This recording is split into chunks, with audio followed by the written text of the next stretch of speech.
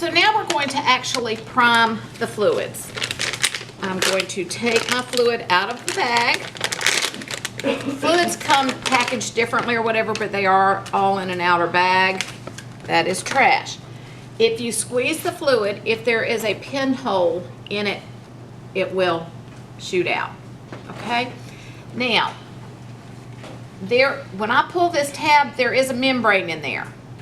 So I can actually spike this straight up, and I prefer to spike it straight up so that I don't hit anything. It is not going to get me wet when I pull that tab. All right, so that's hanging. Now, I look at my line, make sure that it is in date, all right, 2015, and that the integrity is good. And I'm going to open this, possibly. When you take this out, the first thing I need for you to do is close the roll clamp. Close the roll clamp. After that, pulling all of your paper and things like that, do whatever you want to do. But if you get so distracted and tearing all the paper and everything, and then you spike and you don't close the roll clamp, it runs through immediately, and it's very difficult to go back and fix it. It's not impossible, but it's very difficult, okay? All right, I pretty much leave mine curled up until I'm going to spike. Methods are many, guys. As long as you're not breaking technique, asepsis technique, we're going to give you a little bit of leeway, okay? If this spike hits anything, the tubing is contaminated, all right? I'm going to pull my tab. I'm going to grab this, pull it down, and spike straight up. Twist, push, twist, push, twist, push, twist, push. Fill my chamber. Okay? All right. What is in this line? Yeah. Air.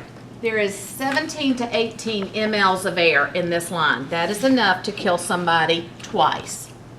Well, one and 3/4 time. All right? Actual literature says it takes 10 mLs in the vein to actually cause death. Do I have any volunteers to see if it's 10 or 8 or 11 or 6? Because it seems to me that it could vary according to the size of the patient and this, that, and the other. So this line, unprimed, could actually kill somebody. All right?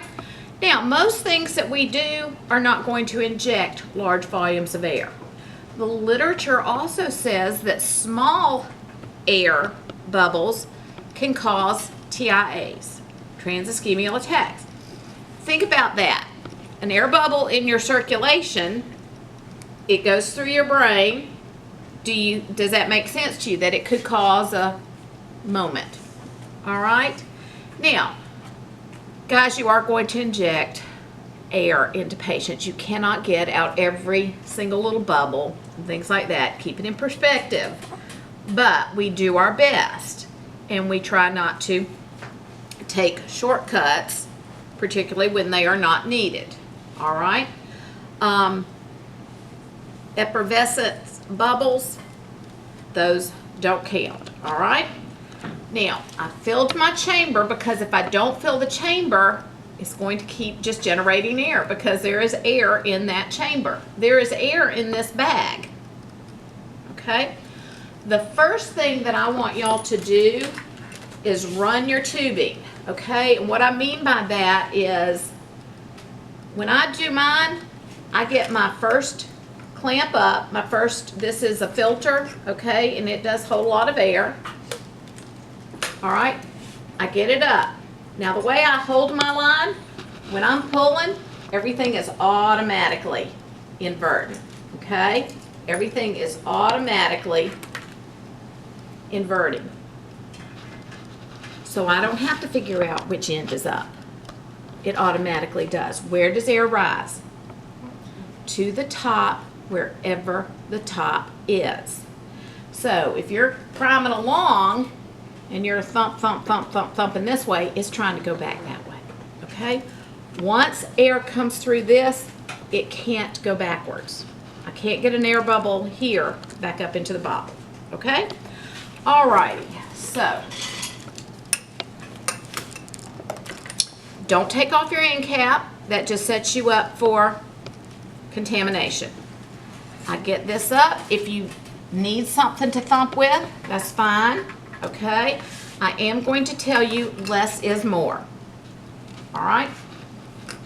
I'm going to cut a slow drip on first. Do y'all see it moving? Is there anything to thump right now? Okay, so I'm going to watch it go through this first thing. Now, I'm going to slow it down to just a drip. I don't cut mine all the way off because, for right this minute, I'm going to cut it off to tell you something. If I cut this off and I bang air out of this, the air moves out, what is going to displace it? Not if the fluid's not moving, okay? So the fluid can drop down, it can exchange, so it will ultimately work, but if you cut it down to just where it's just dripping, it will fill as the air moves out and it's less like swimming upstream, okay? All right, so I'm going to cut it on just to a bare drip so that every bubble that goes out, I have a new drip of fluid going in.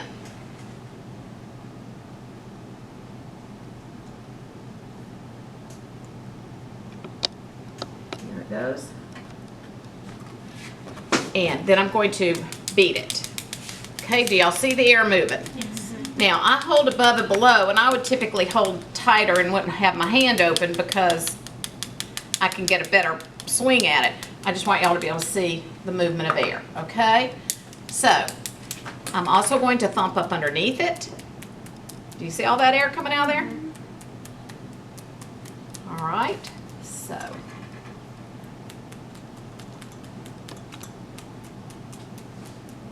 All right, good.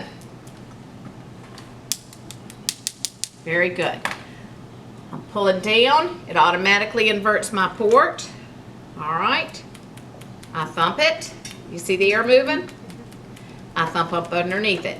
Y'all are certainly welcome to use a pen. That's fine. I don't really use a pen. I use my fingers, but y'all probably want to use a pen. You see all that air? Okay. Now, the bubbles that are in this port and in this are probably certainly not enough to kill somebody, but they are certainly enough to wreak havoc with this machine and cause it to beep incessantly all night long while that patient's trying to sleep, okay? All right, and certainly enough to cause TIA. Do you see it still coming? Would you have thought it would hold that much air? You see this?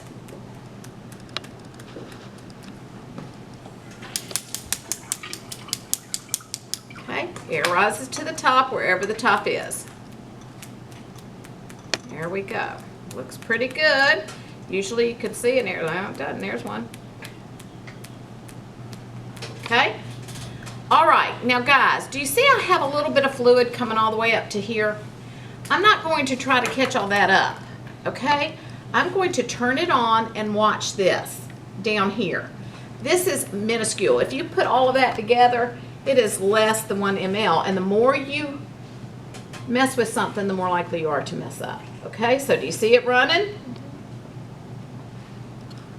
Do you see bubbles here? No, there's nothing for me to really thump, is there?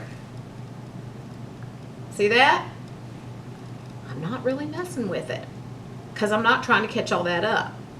Now, what has happened is that first fluid up here is behind this clamp, and it expanded the clamp, so it cut itself off. Okay, so I'm going to cut my clamp on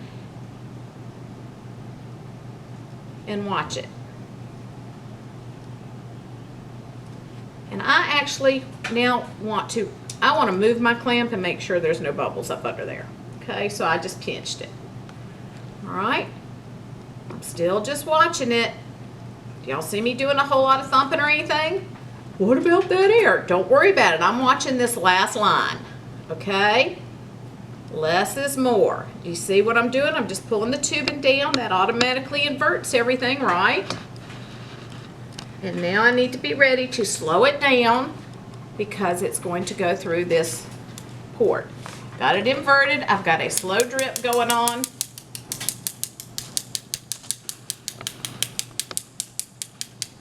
Do you see why I don't usually have y'all do this at the bedside the first couple of times? I would throw you out of my room.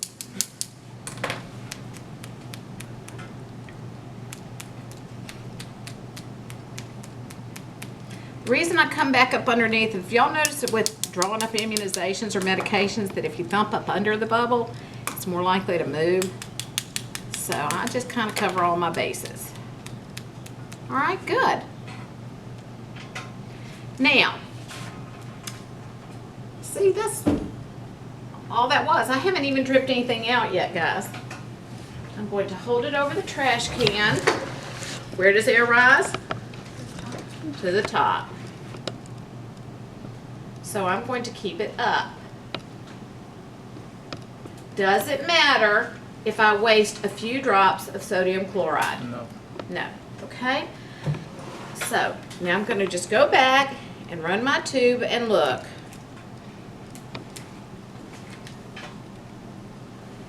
Okay, would y'all be okay with me using this tube on you? All right, great. Now I have my secondary. I look at my package, make sure it is intact, that it is not expired. This has a little serrated edge. I open it up, take it out. What is the first thing I want done? Close the roll clamp. Guys,